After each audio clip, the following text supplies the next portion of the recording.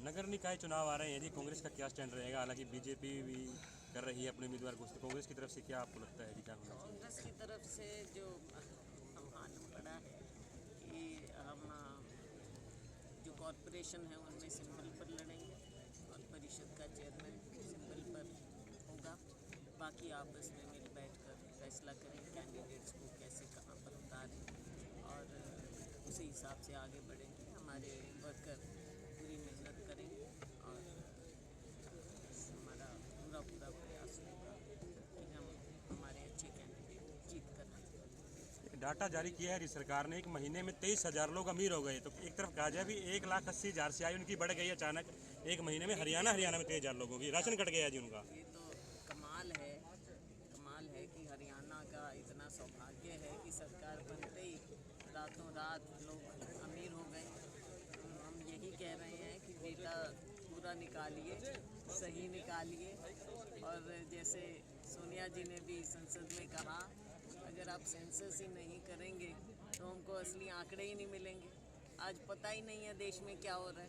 सरकार कभी कोई आंकड़े निकाल देती है, कभी कोई निकाल देती है। ये पिक एंड चूज की बात नहीं चलनी। चुनाव के समय बढ़ गए थे जी, अचानक से राशन मिलना शुरू हो गया और अब जैसे चुनाव खत्म है तो कट गया जी। अब देख लो आप इस सरकार की क्या कारनामे हैं।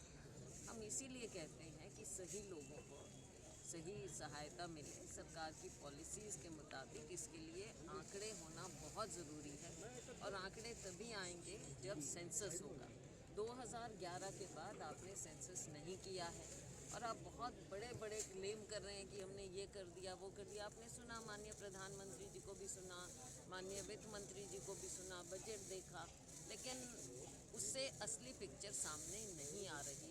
आप सब जानते हैं महंगाई बजट में रेल का जिक्र होता है फतेहाबाद का, और फिर पता नहीं बात कहाँ चली जाती है। जिक्र हम बहुत साल से सुन रहे हैं और अब आगे आने वाले समय में रेल मंत्री जी से हम इसको फिर से टेकअप भी करेंगे कि केवल घोषणा ना रह जाए, आगे काम हो।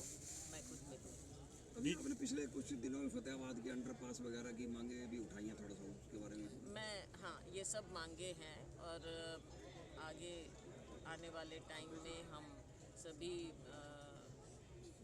लेवल पे इसको करेंगे। एक बार तो उठाई है, उठाना एक चीज़ होती है, लेकिन उसको हम आगे भी बढ़ाएं। अभी हमने दिशा की मीटिंग भी यहाँ की फाइनली, कई बार चेंज होगी डेट, तो फाइनली मीटिंग रखी है 25 तारीख को। तो उसमें जो भी हमारे स्थानीय मुद्दे हैं उनके बारे में हम वहाँ अफसरों के साथ डिस्कस करेंगे और देखेंगे कि क्या वो कर रहे हैं और क्या आगे करना है। ये तो एक ऐसा है ऑनगोइंग प्रोसेस, सरकार के साथ जद्दोजहद करते रहनी पड़ती है, चाहे भारत सरकार है चाहे राज्य सरकार है।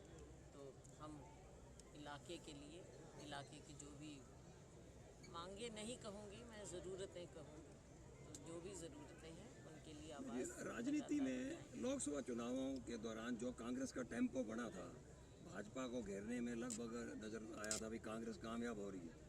3 राज्यों में वो टेम्पो कुछ डाउन आ गया। है, कई कारण हैं, कई कारण होते हैं राजनीतिक, कुछ उनके कुछ हमारे। बीजेपी में आपसी लड़ाई मची हुई है, नीलगिरी का प्रकरण आपने देखा ही है, नोटिस जारी हो रहे हैं, वो कह रहे हैं ठंडा पानी पीऊंगा फिर मैं जवाब दूंगा। तो कैसे देखते हैं जिसे आप?